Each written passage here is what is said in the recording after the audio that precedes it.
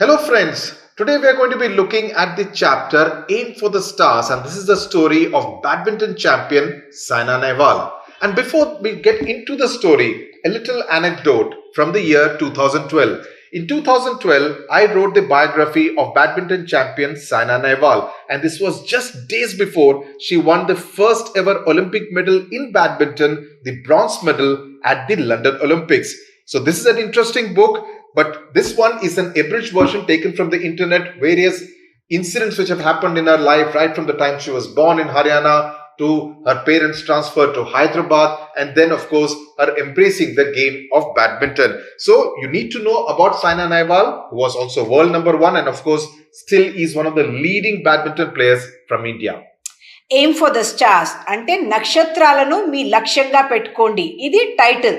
ఇది యాక్చువల్లీ ఒక జీవిత చరిత్ర సైనా నెహ్వాల్ని మనం హైదరాబాద్ అమ్మాయిగానే చూస్తాము. ఆమె హిసార్ హర్యానాలో పుట్టింది, కానీ హైదరాబాద్ అమ్మాయిగానే మనం చూస్తాము. ఆ అమ్మాయి ఎట్లా ఇంత స్ట్రగుల్ చేసి, త్యాగాలు చేసి, కష్టాలు పడి, చాలా హార్డ్ వర్క్ చేసి తన ప్రతిభను ఎట్లా ముందుకు తీసుకొచ్చింది అన్నది ఈ స్టోరీలో మనము ఒక ఎస్సే అనాలి, దీన్ని స్టోరీ అనకూడదు, ఎస్సేలో మనం చదువుతాము. ఆమె ఏంటంటే సైనా నెహ్వాల్ గురించి కొన్ని విషయాలు చెప్తాను. ఆమె first Indian women player who has been ranked world number 1 అన్నమాట షటిల్ బ్యాడ్మింటన్లో. పుల్లేల గోపిచంద్ అకాడమీ హైదరాబాద్లో ఉంటుంది, అక్కడ తను ట్రైన్ అయ్యారు. తను టాలెంట్ చాలా యంగ్ ఏజ్ నుంచి తను చూపిస్తున్నారు. అండ్ ఇదంతా తన పట్టుదల, కఠినమైన పరిశ్రమ, మళ్ళీ ప్యాషన్ అంటే తనకున్న ఒక దాని గురించి తనకున్న ఒక పట్టుదలతోటే తను ముందుకు వెళ్ళబోయారు. అండ్ బెస్ట్ ట్రైనింగ్ దొరికింది తనకు, అట్లాంటి శిక్షణ కూడా దొరికింది ఆ అకాడమీలో. దాంతో ఈమె ఒక వరల్డ్ స్టార్ గా అయ్యారు. దాని గురించి ఉన్న స్టోరీ మనం ఇప్పుడు చదువుతాం. So it is actually given in the form of 9 points. So we'll go through each of the point, and we'll also give you the mark the keywords and also give you a detailed Telugu explanation of all of them. So the first point, please keep the book with you. Open the book with you. We'll be putting the text on the screen, but it would be recommended that you keep the book with you, have a pencil to mark the keywords, and also have a notebook with you in which you can write down the detailed points as well, the explanation as well. Saina Nehwal ఒక ఆదర్శము, ఒక role model, ఒక icon అన్నది మనము రాసుకోవచ్చు. ఏ answer దాని గురించి అడిగినా first sentence అది రాసుకోవచ్చు. Saina Nehwal is a role model, is an icon for the youth. At the tender age of 8, when most children of her age were still fast asleep, a little girl in Hyderabad would get up at 4 a.m. Her father, Harveer Singh, would then take her by bike to Lal Bahadur Stadium, a distance of over 25 kilometers from their house. 8 సంవత్సరాల ఒక పాప, చాలా మంది ఆ age లో ఇంకా నిద్రపోతున్న టైంలో తను 4ంటికి లేచేది. మళ్ళీ వాళ్ళ ఫాదర్ హర్వీర్ సింగ్ అనేది వాళ్ళ ఫాదర్ ఒక బైక్ మీద లాల్ బహదూర్ స్టేడియం కి తీసుకెళ్లేవాళ్ళు పొద్దున.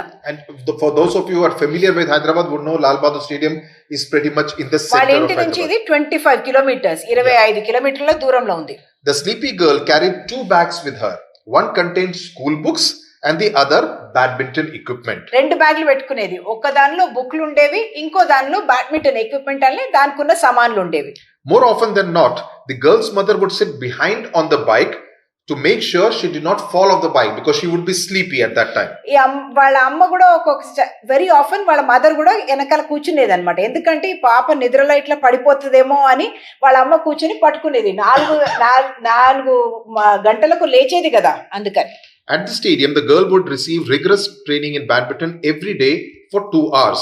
2 గంటలు ఎవ్రీడే తనకు ట్రైనింగ్ పొద్దున్న ఉండేది. రిగరస్ ట్రైనింగ్ అంటే చాలా కఠినమైన శిక్షణ. And she would then attend school. But అక్కడ నుంచి డైరెక్ట్లీ స్కూల్ వెళ్ళిపోతుంది, అందుకే 2 బ్యాగులు తీసుకెళ్తుంది కదా. But that was not all. In the evening, her mother Usha Rani, herself a badminton champion, she used to play badminton back in Hisar in Haryana from where they had come to Hyderabad, would coach her in the techniques of the sport. అంటే పొద్దున్న 2 గంటలు మాత్రం కాకుండా school అయిన తర్వాత ఇంటికి వచ్చినప్పుడు కూడా వాళ్ళ మదర్ పేరు ఉషారాణి. తను కూడా బ్యాడ్మింటన్ ఛాంపియన్ ప్లేయర్ గా ఉండేది తన యూత్ లో, అంటే హిసార్ హర్యానాలో. తను కూడా ఇంటికి వచ్చిన తర్వాత మళ్ళీ తనకు టెక్నిక్స్ అంటే పద్ధతులు ఎట్లా ఇవి ఆడాలి అవన్నీ వాళ్ళ మదర్ కూడా నేర్పించేవాళ్ళు ఈవినింగ్ లో. Usha Rani dreamt of the day when her daughter would get an Olympic medal, and she constantly motivated her daughter to work towards that goal. Usha Rani మళ్ళీ చెప్పేదన్నమాట, తనకే డ్రీమ్ ఉండేది ఒలింపిక్ గోల్డ్, ఒలింపిక్ మెడల్ నా పాప తెచ్చుకోవాలి అని. అది ఈ పాపకు చెప్తూ ఉన్నప్పుడు ఈ పాపలో కూడా డ్రీమ్ కొద్దిగా గ్రో అవుతూ ఉంది. So the important messaging is that it's important in life to have a dream, and a dream which is big, and you should work hard towards achieving that dream. That's the big messaging from the first paragraph, that it's important for the child, the parents, to see a dream for the child and to work hard towards it. It's not enough just to have a dream, you should also work hard towards it. That's రెండు థింగ్లు వచ్చేసినాయి, hard work వచ్చేసింది, dream, వాళ్ళ mother motivation. నీకు Olympic medal రావచ్చు ఏంటి, ఒక చిన్న పాప ఎక్కడో ఆడుతుంది కానీ ఒలింపిక్స్ గురించి ఆలోచించారు అప్పుడే. The girl was Saina Nehwal. The dream came true in 2012, which I just mentioned, when in the London Olympics, Saina set a record by becoming the first badminton player to win a medal in the Olympics. చిన్న పాప పేరు సైనా నెహ్వాల్. 2012 లోనే ఈ dream reality అయిపోతుంది, కళ నిజం అయిపోయింది. ఏమైంది, 2012 లండన్ ఒలింపిక్స్ లో ఫర్ ద ఫస్ట్ టైం ఒక ఉమెన్ బ్యాడ్మింటన్ ప్లేయర్, అంటే ఇప్పటిదాకా ఎవరికి కూడా ఇండియా ఉమెన్ బ్యాడ్మింటన్ లో ఎవరికి కూడా ఒలింపిక్ మెడల్ రాలేదు, కానీ ఒక అమ్మాయికి ఫస్ట్ టైం వచ్చింది ఇండియా నుంచి బ్యాడ్మింటన్ లో బ్రాంజ్ మెడల్ తెచ్చుకుందప్పుడు. It was indeed a very special and proud moment for all Indians when Saina stood on the podium to receive her bronze medal. Podium అంటే అట్లా ఒక స్టాండ్ ఉంటుంది కదా, దానిపైన నించొని వాళ్లకు మెడల్ ఇస్తారు, దాని పేరు పోడియం అన్నమాట. బ్రాంజ్ అన్నది థర్డ్ అన్నమాట, గోల్డ్ ఉంటది, సిల్వర్ ఉంటది, తర్వాత bronze. But the best was yet to come. In 2015, that is after 3 years, Saina was ranked world number 1 by the World Badminton Federation after she clinched the India Open BWF Super Series. BWF full form, Badminton World Federation Super Series. Clinched అంటే దానికి అర్థం ఏమంటే కైవసం చేసుకోవడం. అంటే 2012 Olympic తెచ్చుకుంది, bronze medal తెచ్చుకుంది, కానీ దానికన్నా పెద్దది తన్ని ఒకటి అవాయిడ్ చేస్తుంది. ఏమైంది, 2015 for the first time world number 1 గా వరల్డ్ బ్యాడ్మింటన్ ఫెడరేషన్ ద్వారా తనకు ఒక సిరీస్ విన్ చేసింది. ర్యాంకింగ్ అయిన తర్వాత తనకు వరల్డ్ నంబర్ 1 ర్యాంకింగ్ వచ్చింది. Because after every series every player gets points, so their ranking keeps going up and down. Every Thursday these rankings are released. So in 2015 her ranking points were the highest, as a result of which she became world number 1. She is the second Indian to achieve such a ranking after Prakash Padukone in 1980, and the first Indian woman to do so, that is become world number 1. Prakash Padukone అన్న ఒక player కి 1980లో వచ్చింది. మీకు అందరికి ప్రకాష్ పదుకోనే ఎవరు అంటే దీపికా పదుకోనే వాళ్ళ father అని అనుకోవచ్చు, కానీ ఆయన he's a great player by himself అన్నమాట. ఆయన వరల్డ్ నెంబర్ 1 గా 1980లో ఎన్నుకోబడ్డారు. ఇప్పుడు ఒక women for the first time world number 1 లో ఎన్నుకోబడింది. Prakash Padukone won the All England Championship in the year 1980, and that's when he became world number 1. As for her other achievements and victories, they are too numerous to be listed. It is to her credit that she is the first Indian to win the World Junior Badminton Championship in 2008, and also the first Indian to win a Super Series tournament in 2009. She also won the gold in the Commonwealth Games in 2010. You would do well to remember these achievements. When did she win the gold, which tournament, which year? Please mark it and remember these titles. అంటే తనది achievements చాలా ఎక్కువ ఉన్నాయి కాబట్టి ఇవన్నీ చెప్పలేము, కానీ అంటే దీనిలో యాక్చువల్లీ 5 ఇచ్చారు. మీరు అనుకుంటే 2008లో వరల్డ్ జూనియర్ బ్యాడ్మింటన్ ఛాంపియన్షిప్, 9లో సూపర్ సిరీస్, 10లో కామన్వెల్త్ గేమ్స్, మళ్ళీ 2012 చూసాము ఒకటి ఒలింపిక్ వచ్చింది, మళ్ళీ 2015లో నంబర్ 1 వరల్డ్ ర్యాంకింగ్. ఇంత గుర్తు పెట్టుకుంటే సరిపోతుంది. No, but now we have to go back in time to know where it started. So point number 3, Saina made a dramatic and sensational entry into the international badminton circuit in 2006. అంటే సైనా ఒక నాటకీయ విధంగా, dramatic అంటే నాటకీయం and sensational అంటే సంచలనమైన ఒక entry చేసింది. International badminton అంటే అంతర్జాతీయ బ్యాడ్మింటన్ సర్కిట్ అంటారు దాన్ని, ఎందుకంటే ఆ గేమ్స్ అందరూ ఆడుకునేది ఇంటర్నేషనల్ గ్లోబల్ ర్యాంకింగ్స్ ఉంటాయి కాబట్టి, వరల్డ్ ర్యాంకింగ్స్ ఉంటాయి కాబట్టి దాన్ని ఒక circuit is a very sporting term. The girl with a charming smile and quiet assurance was seeded a lowly 86th at the Philippines Open tournament. the first international tournament that she participated in. అంటే first time తను international ఒక tournament కి వెళ్ళింది ఎప్పుడు అంటే Philippines open tournament కి వెళ్ళింది. అప్పుడు చాలా అందమైన ఒక స్మైల్, క్వైట్ అష్యూరెన్స్, అంటే చాలా ఒక ఆత్మవిశ్వాసం తోటి, క్వైట్ గా ఉండేది కానీ ఆత్మవిశ్వాసం ఉండేది. అప్పుడు వెళ్ళేటప్పుడు తనకి 86 ర్యాంకింగ్ తను ఆ టోర్నమెంట్ కి వెళ్ళినప్పుడు. కానీ ఇది ఫస్ట్ ఇంటర్నేషనల్ టోర్నమెంట్ అన్నమాట. All the players are ranked. I know somebody will be 1, number 2, number 3. So they are ranked just to show how a player is positioned within the entire world. So at that time, Saina's ranking was 86th in the world. But the spirited girl stormed the court and defeating formidable players from Germany and Malaysia, went on to win the singles title. So despite being ranked 86th, she defeated players who were ranked much higher. Obviously, they were better players than her. She defeated all of them to win the Philippines Open tournament title. So that was her first big international achievement. అంటే చాలా ఉత్సాహమైన ఒక అమ్మాయి, spirited అంటే చాలా ఉత్సాహమైన అమ్మాయి. Storm the court అంటే చాలా fast గా ఇట్లా వెళ్ళి గెలిచేసింది అనడానికి స్టామ్డ్ అంటారు. స్టామ్ అనేది ఏంటి, చాలా ఫాస్ట్ గా విండ్ వస్తున్నప్పుడు మనం స్టామ్ అంటాం కదా, అట్లాగే స్టామ్డ్ అన్నది ఈ కాంటెక్స్ట్ లో అదే అనమాట. తను అక్కడ వెళ్ళి అట్లా గాలిలాగా ఇట్లా వచ్చేసింది, ముందుకు వచ్చేసింది అన్నట్టు. Court is reference to the badminton court. Yeah, and defeating formidable players అంటే చాలా బలీయమైన, అంటే చాలా స్ట్రాంగ్ ప్లేయర్స్ ని తను అక్కడ డిఫీట్ చేసింది. జర్మనీ అండ్ మలేషియా నుంచి వెళ్ళి సింగిల్స్ టైటిల్, బ్యాడ్మింటన్ లో సింగిల్స్ కూడా ఆడతారు, డబుల్స్ కూడా ఆడతారు, అట్లాగే singles title. She plays the singles game. It was the first time that an Indian woman had won a 4-star ranked rated badminton tournament. So this Philippines Open is a 4-star ranked rated tournament, and it was the first time an Indian woman had won that. Saina was then just 16 years old. She's born in 1990. So 2006, she was 16 years old. Her coach Pulela Gopichand, himself a former world champion, in the sense that he had won the All England title in the year 2001. 1980 lo Prakash Padukone won it. 2001 lo Pulela Gopichand won it. Was elated. Elated means was very happy. He was all praise for Saina and observed that her success would serve as an inspiration for young players. It would give them confidence and make them fearless while playing against big names. అంటే మేమంటున్నాం పుల్లేల గోపిచంద్ కూడా చాలా దాన్ని praise చేశారు. అప్పుడు చాలా ఈ అమ్మాయి తోటి చాలా మందికి ప్రేరణ వస్తుంది, స్ఫూర్తి వస్తుంది.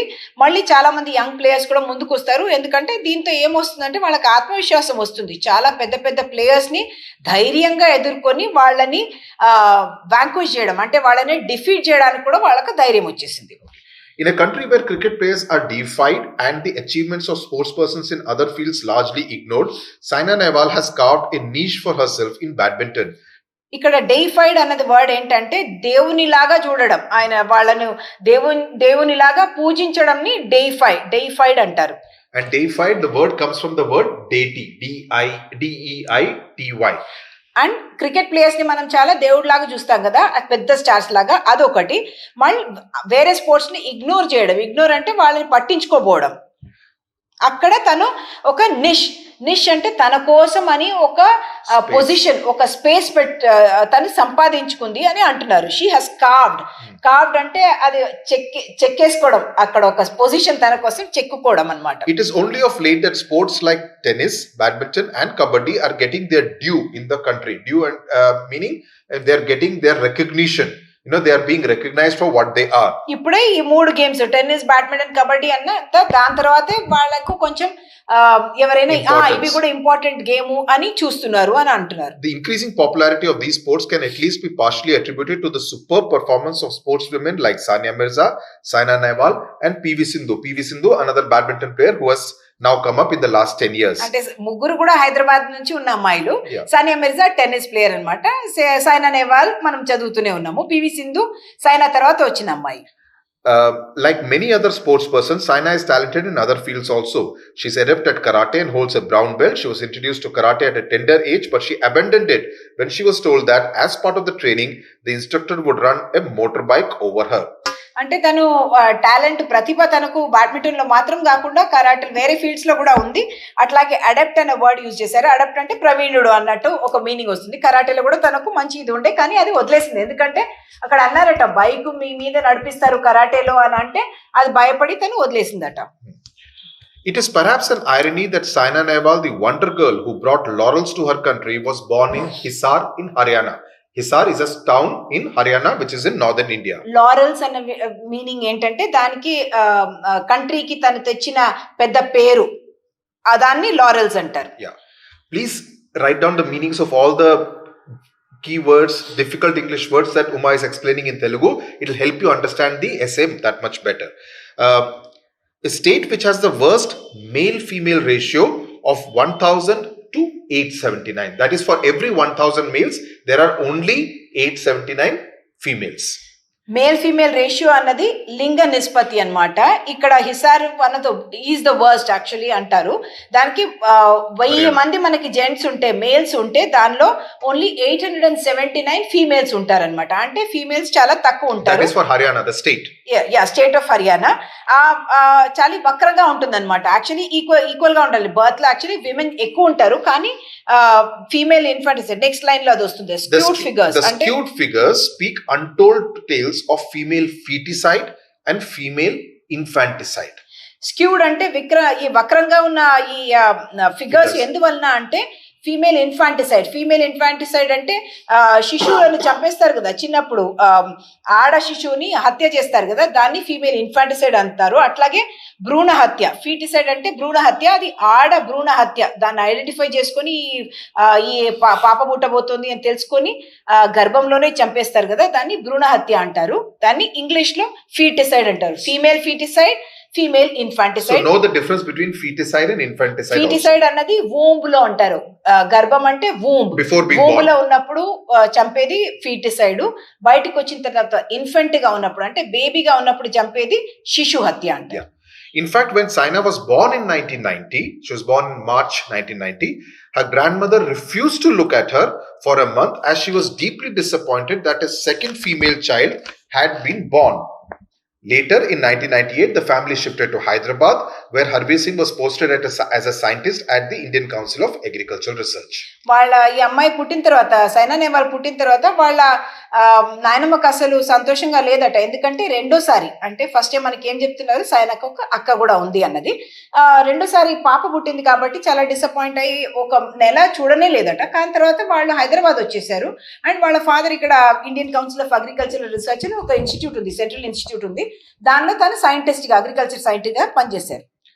Luckily for Saina, her parents doted on her and left no stone unturned in helping her to realize her goals. డోటెడ్ అంటే చాలా ముద్దుగా చూసుకోవడం, చాలా లవ్ తోటి చూసుకోవడం, మంచిగా చూసుకోవడం అన్నమాట. లెఫ్ట్ నో స్టోన్ అన్టర్న్ అంటే ఒక్కటి కూడా ఏమీ వదిలేదు, తనని చూసుకోవడానికి వాళ్ళు చాలా శ్రమ పడ్డారు. So please remember this phrase and understand the meaning. Leaving no stone unturned. I mean, it doesn't mean literally that there is a stone.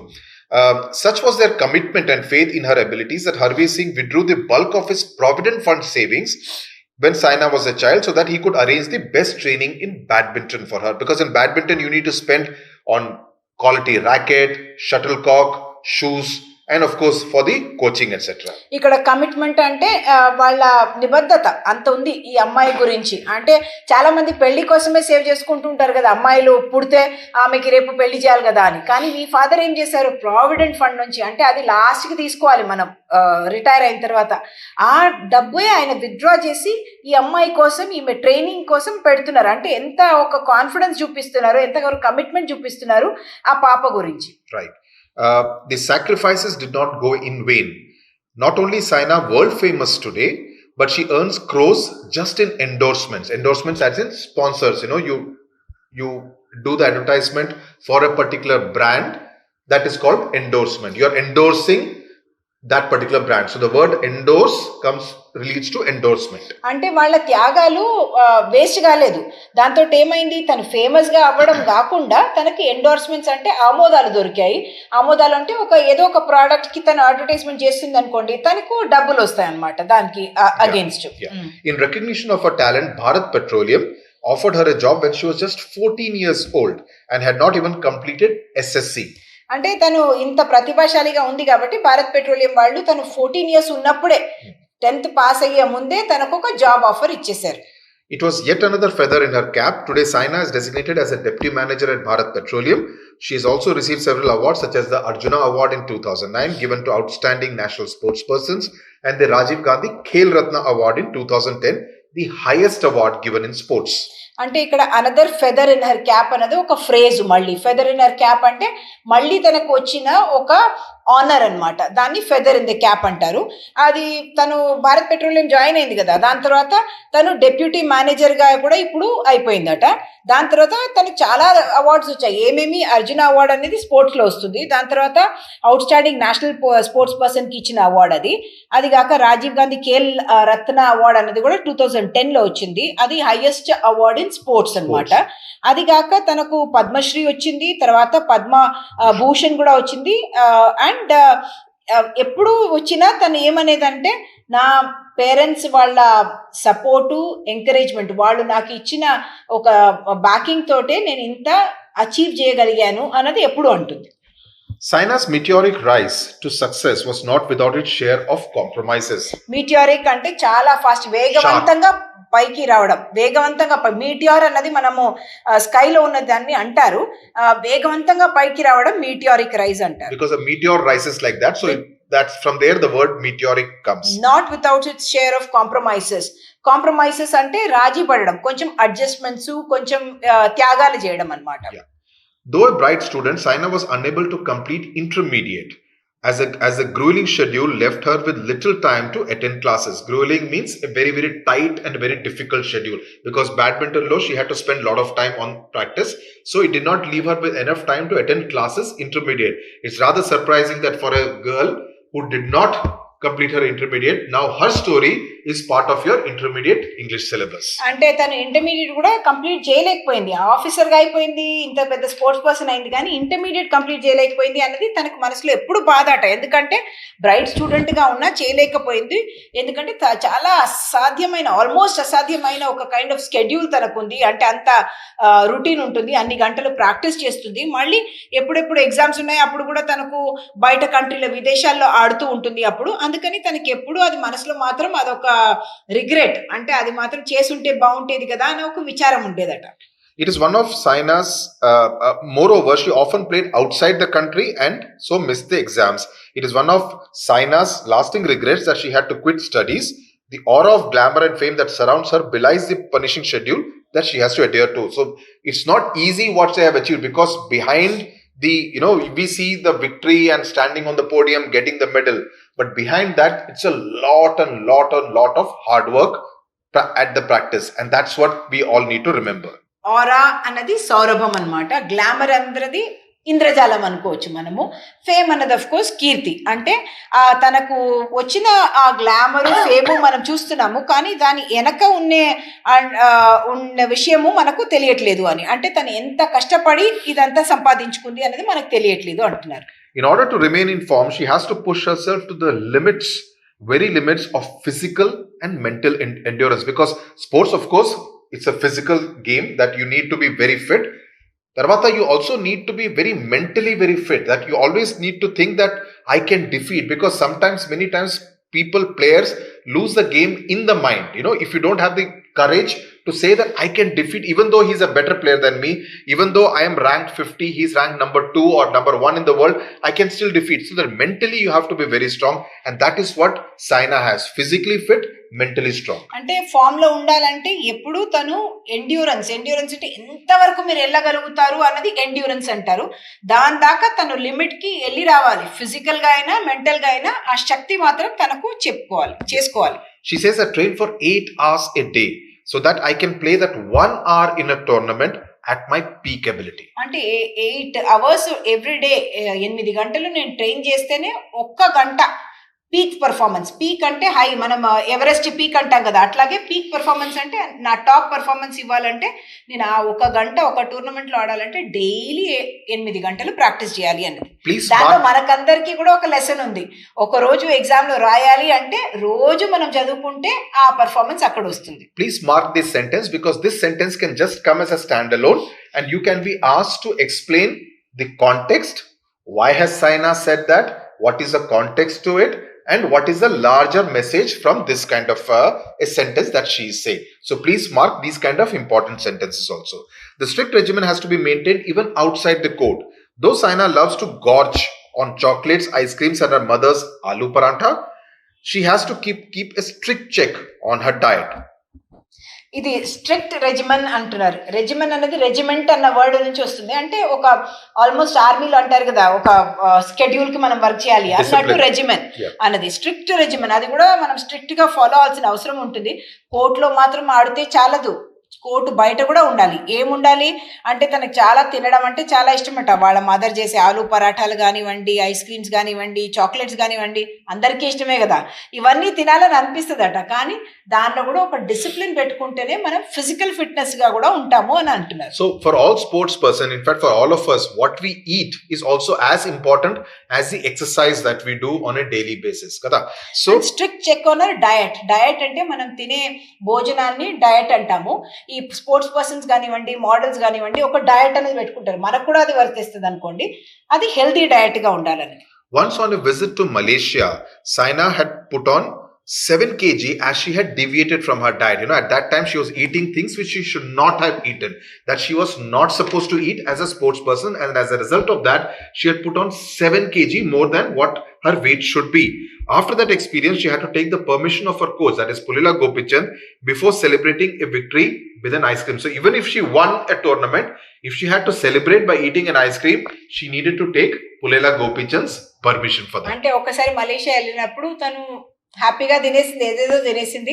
7 కేజీలు పెరిగిపోయాయి. అంటే దాని తర్వాత ఏమైంది, దానికి పనిష్మెంట్ ఉంటుంది కదా, ఎందుకంటే పర్ఫార్మెన్స్ పీక్ లో ఉండదు మీరు మీ ఫిట్నెస్ లేకపోతే. అందుకని అప్పటి నుంచి ఏం తినాలన్నా, ఒక సెలబ్రేషన్ తర్వాత ఒక ఐస్ క్రీమ్ తినాలన్నా తన కోచ్ పులేల గోపిచంద్ గారి దగ్గర పర్మిషన్ తీసుకొని తను తినొచ్చు అనమాట.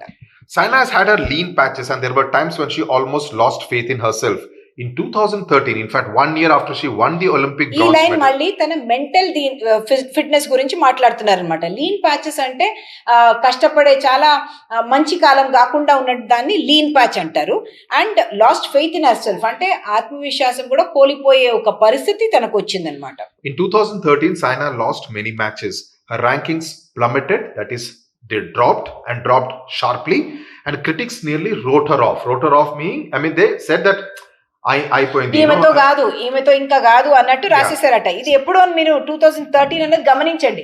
2012 లో తను ఒలింపిక్ బ్రాంజ్ మెడల్ తీసుకొచ్చింది. మళ్ళీ 2013 లో ఈమెతో కాదు, అయిపోయింది ఈమె కథ అన్నట్టు అన్నారు. మళ్ళీ 2015 చూసాం, వరల్డ్ నెంబర్ 1 వచ్చింది తనకు. అంటే కష్టపడి తను అక్కడి నుంచి మెంటల్ ఫిజికల్ బ్యాటిల్స్ అన్ని గెలిచి పైకి వచ్చిందనమాట. Her rankings plummeted and critics nearly wrote her off. Saina poignantly states, that year was torture. It was a very dark time in my career. Poignantly means with a lot of emotion.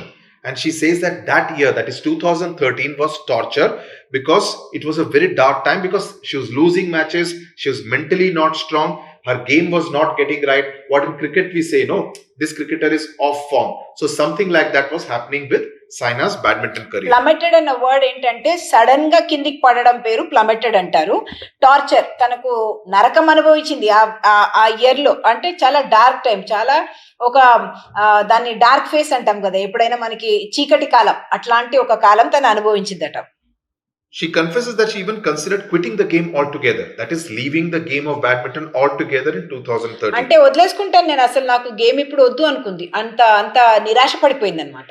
But she stubbornly persisted and devoted herself to the task of honing her skills. Just a year later, just like the proverbial phoenix, Saina rose from the ashes of dejection and defeat. ఇది చాలా important ఒక paragraph, మళ్ళీ important words ఉన్నాయి. పట్టుదలతోటి persist అంటే దాన్ని వదులుకోకుండా దానిలోనే చేస్తూనే ఉంది, అయినా అవ్వకపోయినా దానిలో పర్సిస్ట్ అనేది దానిలో చేయడం. And devoted herself to the task అంటే దానిలోనే డివోషన్ తోటి, డివోటెడ్ అనేది ఒక దేవుడి కోసం అంటాం కదా, అట్లా ఒక కాన్సన్ట్రేషన్ తోటి దానిలో చేసింది. హోనింగ్ అంటే మెరుగుపరుచుకోవడం, దాన్ని హోనింగ్ అంటారు. And just year later like the proverbial phoenix అంటున్నారు. ఫీనిక్స్ అన్నది ఒక గ్రీక్ మైథాలజీలో వస్తుంది అనమాట. ఒక బర్డ్ ఫైర్ లో పడిపోతుంది, కాలిపోతుంది అనుకుంటాం, కానీ దాని యాషెస్ నుంచి మళ్ళీ ఎగిరి వస్తుంది అనమాట. అట్లాగే సైనా నెహ్వాల్ కూడా తన డిజెక్షన్, నిరాశ, మళ్ళీ డిఫీట్ అంటే విక్టరీ కాకుండా ఆపోజిట్ డిఫీట్ అనమాట. దాని నుంచి మళ్ళీ యాషెస్ నుంచి మళ్ళీ ఎగిరినట్టు ఒక ఆ ఫీనిక్స్ లాగా బయటికి వచ్చింది అన్నది ఇక్కడ వర్డ్. డిజెక్షన్ అన్నది dejection is a disappointment. So phoenix is a bird in the Greek mythology that came, even though it was burnt, it came out from the ashes. So they are using the comparison with the proverbial phoenix, like Saina also rose like that. 2013, she says it was torture, but despite that, she came out very strongly to become world number 1 in the year 2015. Torture ki exact word himsa. Saina has a word of advice for youngsters. She exhorts them to set lofty goals. Dream big, what I said right at the beginning. Dream big, she says, because it fills you with the hunger to achieve. Lofty అంటే చాలా హైగా ఉన్న goals పేరు lofty అంటారు. Dream big అంటే పెద్ద కలలు కనండి. మీరు చిన్న కలలు కనొద్దు, పెద్ద కలలు కంటే మీలో ఒక ఆకలి పుడుతుంది. అవన్నీ మనము అచీవ్ చేయాలి, దాన్ని నేను అందుకోవాలి అన్న ఒక ఆకలి ఉంటుంది అని. Hard work can steer one towards a goal, but one also needs to back that hunger with the belief that you can be the best. అంటే కఠినమైన పరిశ్రమ మిమ్మల్ని మీ గోల్ అంటే మీకు కావాల్సిన లక్ష్యం తరఫు తీసుకెళ్తుంది. కానీ దాంతో పాటు మీరు ఏం చేయాలి, you must also back that with hunger. అంటే ఒక ఆకలి ఉండాలి, దట్ నేను సాధించగలను అన్న ఒక మీకు నమ్మకం కూడా ఉండాలి. That you can be the best, that నేనే అందరికన్నా ముందుకు ఉండగలను అన్న ఒక మీకు హార్డ్ ఒక బిలీఫ్ కూడా ఉండాలి. So that's what is talking about the mental toughness, that you need to be mental tough to think that I can really be the best in the world. If one works hard, luck is sure to follow. అంటే మీరు hard work చేస్తే మీకు luck కూడా దాంతో పాటే వస్తుంది అంటున్నారు. She asserts that when she was playing at the national level, she strove to become a player. Strove ante tried hard to become a player at the international level. Once she achieved that aim, she redoubled her efforts to play like a world-class champion. So two steps here. National level player గా ఉన్నప్పుడు నేను international లెవెల్లో ఆడాలి అనుకుంది. International అయిన తర్వాత ఏం చేసింది, డబుల్ ఎఫర్ట్ చేసిందట. డబుల్ ఎఫర్ట్ చేసి ఏంటి, ఇంటర్నేషనల్ ఆడితే మాత్రం చాలదు, ఛాంపియన్ గా రావాలి. ఛాంపియన్ అంటే విజేతగా రావాలి నేను అని అనుకుంది. So the messaging here is that you're not satisfied with what your present level is. Once you are at that level, you raise the bar, want to go to the next level. So national level, she wanted to go to the international level. Once she reached the international level, she wanted to be the world champion. So you constantly keep setting higher targets and keep working towards reaching that goal. That is what is the big lesson from Saina Nehwal's story. A popular saying reads, aim for the stars and you will at least reach the treetops. But a chosen few like Saina Nehwal aim for the stars and reach them. ఒక popular saying ఉంది, మీరు నక్షత్రాలను మీ లక్ష్యంగా పెట్టుకుంటే చెట్టు పైకైనా వెళ్తారు అని. కానీ సైనా నెహ్వాల్ లాంటి అమ్మాయిలు కాకుండా అబ్బాయిలు కూడా అట్లాంటి వాళ్ళు నక్షత్రాలని ఏం చేసి అక్కడ దాకా వెళ్ళిపోతారు అన్నది ఈ స్టోరీలో ఈ ఎస్సేలో చెప్పబడింది. So the title of this particular essay is Aim for the Stars. So it is of course Saina Nehwal's story. It is also a lesson, a motivational chapter for all of you. In fact, the biography of Saina Nehwal here, we called it an inspirational biography, right? An inspirational ante it can inspire. Her story can be prerna istundi manaki for everyone, for every child, for every parent who wants the best for their child, be it in sports, be it in education, or be it in any other field. But yes, the aim for the stars essentially says that you can aim for the stars and also try to achieve that stars. ఈ lesson లో అక్కడక్కడ ఇట్లా quotes లో ఇచ్చారు కదా, అది ఇంకా మీరు కీగా అనుకోండి. ఇక్కడ చెప్పాం కదా, I train for 8 hours a day so that I can play for that 1 hour in a tournament at my peak ability. మళ్ళీ dream big because it fills you with the hunger to achieve. అట్లాంటివి మీరు జ్ఞాపకం పెట్టుకుంటే, రాసుకుంటే, underline చేసుకోండి. Because this can come as a quote and then you can be asked to explain why that particular quote has been said. We'll be doing a separate video on the questions of each of the essays. In that, we'll deal with it in detail. But yes, whatever the quotes are, please underline it because those are important. You need to remember where it has been taken from in the particular essay, Aim for the Stars. Right? So I hope it is very clear. Thank you very much for watching.